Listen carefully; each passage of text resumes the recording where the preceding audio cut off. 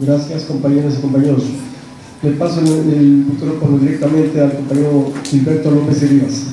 Como siempre, agradeciendo a los camaradas de la Universidad Obrera, sus autoridades, y también muy contento de estar aquí con mis compañeros en la mesa, la querida embajadora y mis dos compañeros, que los tres fuimos la presencia de México en ese acompañamiento, que no fue el único acompañamiento. Hubo otros acompañamientos de expertos electorales que conjuntamente pues representamos casi 30 países diferentes.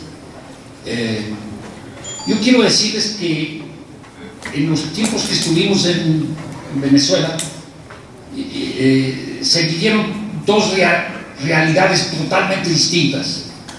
Una, la realidad de un pueblo que, pese a todas las amenazas, violencias, actos terroristas, una tensión social permanente, decidió el día mismo de la elección ir a sufragar por la constituyente.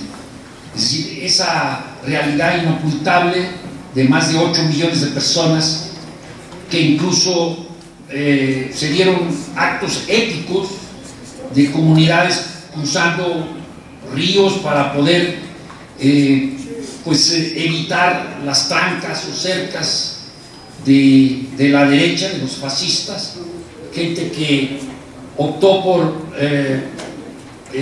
dormir en casa de amigos, de familiares, gente de los propios barrios del este de Caracas, cansados también ya de esa violencia, que masivamente se presentaron en estas instalaciones que el Consejo Electoral acomodó para que miles de votantes pudieran sufragar dentro de su propio municipio. Esa realidad de un pueblo movilizado, de gente que cuando llegábamos nos daba mensajes, nos convocaba para decir: y cuenten ustedes lo que están viendo, y digan ustedes lo que están viendo. Las colas, la gente, la organización impecable. No pudimos ver, por ejemplo, los sistemas modernísimos de votación electrónica, digital, algo que para un mexicano, ellos, pues claro, nunca iban a entender qué cosa es el ratón loco, una embarazada, etcétera. Exacto. Sí. Entonces, esa realidad que para México es totalmente extraña, de un sistema electoral que funciona, que es monitoreado, que tiene validez, que tiene legitimidad, que fue comprobado en todos los aspectos técnicos, esa realidad. Y por otro lado, la realidad que los medios masivos de comunicación querían proyectar hacia el mundo, entre comillas.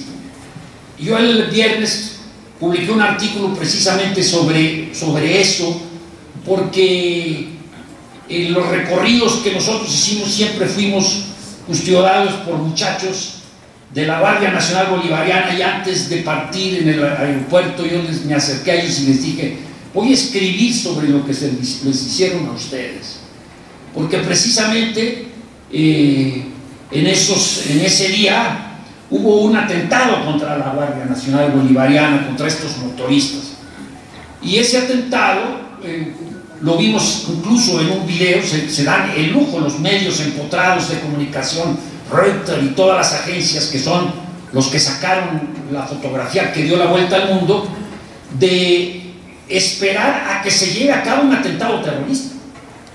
Y esperaron. Se ve, por ejemplo, en el video que viene una caravana de estos muchachos que no están en plan de atacar a nadie, ni mucho menos, sino que viene una caravana de 10 o 15 muchachos con sus motos, entran a una calle y de pronto se lleva a cabo la detonación, una explosión, ¡pah! Así, y un gran fogonazo. Bueno, esa foto que sacó un periodista de Reuters, empotrado en esos grupos fascistas que gritaban alborozados, como si se tratara de un acto heroico, cuando fue un acto cobarde, ¿no? Premeditado, con alevosía y con ventaja. Ahí murió un muchacho de ellos y resultaron heridos alrededor de 8 personas más. ¿Qué hubiera pasado si ese acto terrorista hubiera tenido lugar en una calle de Londres o de París o de Chicago o de Washington?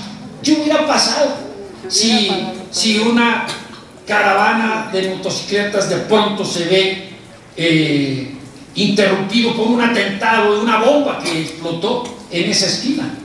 Es decir, ustedes ven el doble estándar de lo que está ocurriendo en Venezuela. 10, 20, no sé cuántos periódicos, al menos yo conté todos los españoles, ABC, Razón, varios, uno de Galicia, otro La República, aquí Milenio, me parece que Excelsior también. En todos esos periódicos salió la fotografía de la explosión, pero ojo, una cosa era la fotografía y la otra era el cabeceo que se dio a esas fotografías. El cabeceo era Maduro ahoga con sangre a la constituyente, Maduro impone la constituyente con represión. O sea, hicieron aparecer a nivel mundial un acto terrorista como si fuera un acto de represión del gobierno de Maduro, del dictador Maduro, de la dictadura de Maduro. O sea, son tan impunes y hay este nivel de coordinación que no es casual. O sea, no es casual que 20 periódicos a nivel mundial saquen la misma fotografía. O sea, ahí evidentemente que es algo que está absolutamente coordinado. Es la orden que da el imperio. ¿Qué fotografía vamos a encabezar para acallar esta otra realidad que nosotros vimos? Es decir, 8 millones de personas no son suficientes y 20, 30 desclasados, tarifados, que fueron empleados para hacer este acto de terrorismo. Eso fue la realidad que proyectaron a nivel mundial. Eso fue lo que proyectaron. Yo estuve viendo incluso el Código Penal español y ustedes saben que esa complicidad pues está tipificado como apología del terrorismo. O sea, ellos que dicen que van en su lucha contra el terrorismo y que todos nosotros, los de izquierda, somos terroristas por autonomía, ellos hacen una complicidad con un acto terrorista contra instituciones legalmente y legítimamente establecidas, con un gobierno que está en las Naciones Unidas. O sea, esto, compañeros, es el acto de un acto de complicidad con el terrorismo. Y esos periodistas empotrados en esos lugares son cómplices del terrorismo. Bueno, yo no sé por qué nuestros compañeros que estuvieron ahí, españoles, senadores, eso, yo ya hubiera metido una denuncia por apología del terrorismo, porque eso fue lo que hicieron. Entonces, ¿qué fue lo que realmente pasó?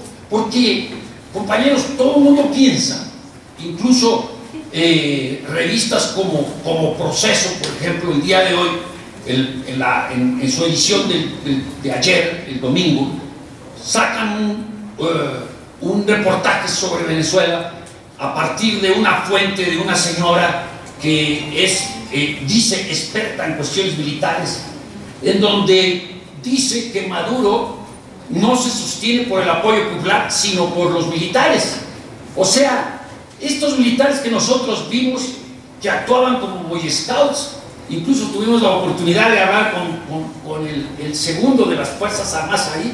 Yo le dije con toda sinceridad, ustedes son un ejemplo para todos los ejércitos de América Latina. O sea, y esta señora le reclama a los militares que apoyen a Maduro. O sea, es el mundo al revés. O sea, unos militares patriotas que obedecen al pueblo, que obedecen a un gobierno legítimo, que obedecen a su comandante en jefe, que es un presidente elegido democráticamente, esos militares son acusados de todo tipo de delitos y claro, naturalmente, ni hay fuentes, ni hay demostración de las acusaciones. Y yo estuve hablando a la revista Proceso durante todo el día porque sí tengo la intención de decirle al encargado de internacionales que no pueden sacar una noticia de esa naturaleza cuando está ocurriendo un acontecimiento como el que seguramente hablarán mis compañeros de la Asamblea Nacional Constituyente. Es que algo donde están involucrados 8 millones de personas que se sacrifican, que hacen actos heroicos, que van, que votan, que vencen el miedo, porque evidentemente que sí hay miedo. Si uno vive en el este de Caracas, en donde agarran y le ponen un candado al edificio donde uno vive y hay una bola de delincuentes ahí que lo están a uno amenazando de si va uno a votar, entonces, compañeros, se necesita mucho valor y mucho, ya saben de qué, y salir y esconderse y salir en la noche y todo lo que hicieron y que nos contaron estas personas en las colas, y bueno, la actuación de la Fuerza Armada, pues para nosotros mexicanos sorprendente, porque nosotros tenemos en este país un verdadero ejército de ocupación. Es un ejército de ocupación del propio pueblo mexicano, que funciona como un acto represivo y como un acto, es decir, son fuerzas de ocupación contra el pueblo. Y entonces las Fuerzas Armadas que obedecen a su comandante en jefe, que no dan un golpe de Estado, hay que atacar a esas Fuerzas Armadas. Otra realidad, es decir, están poniendo el mundo al revés. Ahora quieren que los militares sean golpistas y que den un golpe de Estado como lo dieron en Chile, o como lo dieron en Argentina, o como lo dieron en Uruguay, o como lo dieron en el Brasil, o sea, y como lo dieron aquí mismo, porque todo lo que ha estado ocurriendo en los últimos 30 años es una contrarrevolución, un golpe de Estado contra lo que fue el pacto social del 17 y de la Constitución del 17, que se cumplen 100 años y el país es un desastre nacional y es una verdadera tragedia humanitaria. Pero eso no es noticia. La noticia, ¿cuál es? Venezuela. Venezuela es la pesadilla de todos los periódicos. Es decir, Venezuela se ha constituido en una amenaza total, incluso para la seguridad de los Estados Unidos, y ahora este señor Trump amenaza con ataque militar contra Venezuela. Ustedes saben lo que ocurriría si ellos pretenden, como ahora lo dicen, atacar militarmente a Venezuela. En primer lugar, tienen una unión cívico-militar nunca antes vista, inédita. Es algo que realmente se nota, se ve, lo que vimos, que actuaban como unos, le decía yo a Noroña, son como boy scouts, agarraban a los niños, pues, cargaban a las viejitas, era así como una cosa impresionante, y fueron los héroes anónimos de ese día de las elecciones, los 220,000 efectivos de la Fuerza Armada que cuidaron todas las casillas, que hicieron posible que todo transcurriera con total normalidad, salvo específicamente una parte del territorio minúsculo de Venezuela, donde estaban todos los medios de comunicación que querían transmitir la otra realidad sobre Venezuela. Nosotros nunca vimos a una guaripa y anduvimos como por qué 20 parroquias. Nosotros no observamos esa violencia. Claro que naturalmente lo que ha ocurrido, compañeros, compañeras, y con esto ya voy a terminar, lo que ha ocurrido es que la Asamblea Nacional Constituyente fue una bomba termonuclear contra la oposición. ¿Por qué? Porque primero fue una propuesta de paz, fue una propuesta de diálogo, pero no el diálogo contra una oposición fascista fue una propuesta de diálogo entre los diversos sectores del pueblo venezolano. Fue un renacimiento dentro del renacimiento que ha sido la revolución bolivariana. Escuchamos un día entero a cada uno de los asambleístas que estuvieron ahí, los representantes de los transgéneros, el representante de los discapacitados, los estudiantes, los campesinos, los empresarios, etcétera, etcétera, las mujeres. Bueno, aquello, yo me acerqué cuando terminaron allá, como a las 3, 4 de la tarde, en que habían hablado como 16 de ellos, 20 de ellos, y les dije: oiga, ustedes realmente que es un problema, porque ¿por quién votar de ustedes si todos ustedes están representando una parte, un sector del pueblo con propuestas extraordinarias? Nada que ver con esa visión de que la Asamblea Constituyente es una especie de aparato al servicio del PCBU, nada de eso, no.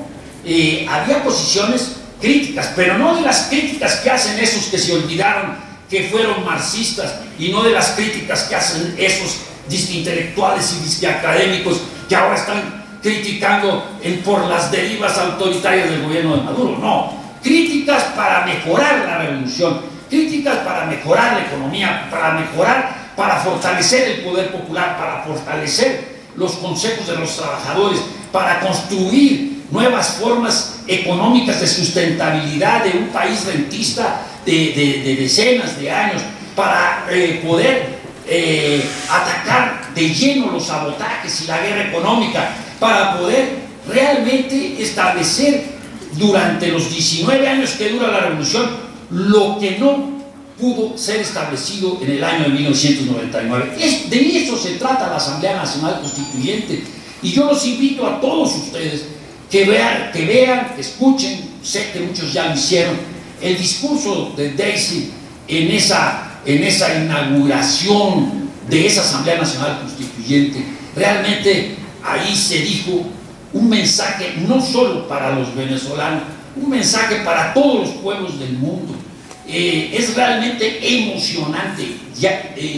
Nosotros al menos, bueno, somos gente después de los 30 años, pero mi esposo y yo terminamos llorando de escuchar ese discurso, porque ahí Daisy dice: pueblos del mundo, levántense, que sí se puede, como se pudo en Venezuela. Pueblos del mundo, derrotes a sus oligarquías. Es un mensaje de una extraordinaria subversión. Por eso se odia a Venezuela, por eso están en contra del proceso revolucionario de Venezuela, porque es un ejemplo para los pueblos del mundo que se puede tomar el poder y que se puede hacer una revolución como en las propias condiciones que se está haciendo en Venezuela. No hay revoluciones puras, no hay revoluciones hechas en los laboratorios.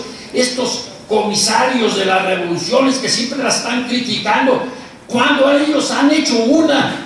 ¿Cuándo han estado realmente metidos hasta la cabeza en una? Si estuvieran, sabrían que una revolución es obra de seres humanos y por lo tanto sujeta a procesos de acomodo, a procesos de cambio, de transformación, de réplicas, de contrarréplicas, y eso es lo que está pasando en la Asamblea Nacional Constituyente. Yo quiero decirles que realmente tenemos que estar muy vigilantes de lo que está pasando en Venezuela. Tenemos que hablar sobre Venezuela en todos los lugares donde estemos. No aceptemos que nos insulten a Maduro o que nos insulten a Chávez, así como dicen muchas oficinas de Venezuela. Aquí no se habla mal de Chávez. Pues no, yo no aguanto que se hable mal de Chávez, ni que se hable mal de la revolución bolivariana y que se quiera manchar con 1000 cosas esa revolución que sobra de mujeres y de hombres que están dispuestos a dar la vida por esa patria y por ese socialismo. Sí, por ese, no por otro. De todas formas y de todas maneras, también habrá otros soldados en otras tierras y en otras latitudes que estaremos como Maradona dispuestos a estar en Venezuela, como estuvimos junto a Cuba cuando se atacó en Bahía de Cochinos, como estuvimos cuando nos convocó el general Cárdenas cerca de aquí para estar con Cuba. Estaremos con Venezuela si es que estos locos pretenden hacer un ataque militar contra ella. Ahí seremos soldados y soldadas de la revolución bolivariana.